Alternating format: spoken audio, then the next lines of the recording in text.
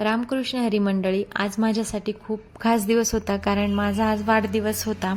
तर आजच्या दिवसाची सुरुवात करूया बाप्पाच्या ब्लेसिंगने. मी मंदिरात गेले आणि मंदिराच्या पहिल्या पायरीवर पाय ठेवताच माझ्या आईचा फोन आला आणि मला माझ्या आईने जन्मदिवसाच्या शुभेच्छा दिल्या.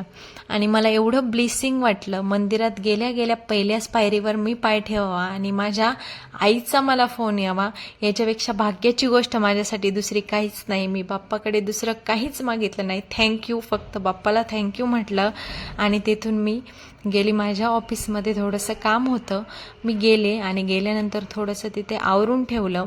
आणि ऑफिसमध्ये गेल्यानंतर माझ्या सगळ्यात जवळचा विषय आणि काळजाचा विषय म्हणजे तिथे असणारे विठू रुक्माईची मूर्ती. खूप मनमोहक मूर्ती आहे. मी गेल्या तिथे सगळं व्यवस्थित आवरून पहिल्यांदा पाया पडले आणि नंतर काम करायला घेतलं. थोडंसं काम होतं. मग काम करता करता विचार केला, आपण लहान होतो तेव्हा किती म्हणजे मज्जा यायची ना, आपल्या बड्डेला सगळे सेलिब्रेशन असायचं असं तसं. पण मोठं झाल्यानंतर एक मॅच्युरिटी येते, मग सगळं ते पाठीमागे राहतं. बरं असो, मग नंतर काम झालं. त्याच्यानंतर मी घरी आले. घरी आल्यानंतर असं ठरवलं होतं की मला ब्लॉगिंग करायची आहे, मग थोडेसे शूट करायची प्रॅक्टिस करूया. तर मी पहिल्यांदा सेल्फी कॅमेऱ्यात आले आणि नंतर परत कॅमेरा सेट केला आणि मग अशी एंट्री केली.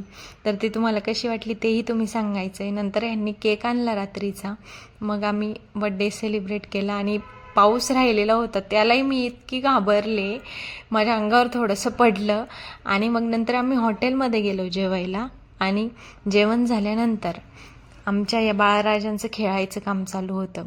तर अशा सुखद क्षणांबरोबर या दिवसाचा शेवट झाला आणि माझ्या वयाची 25 वर्ष मी पूर्ण केली.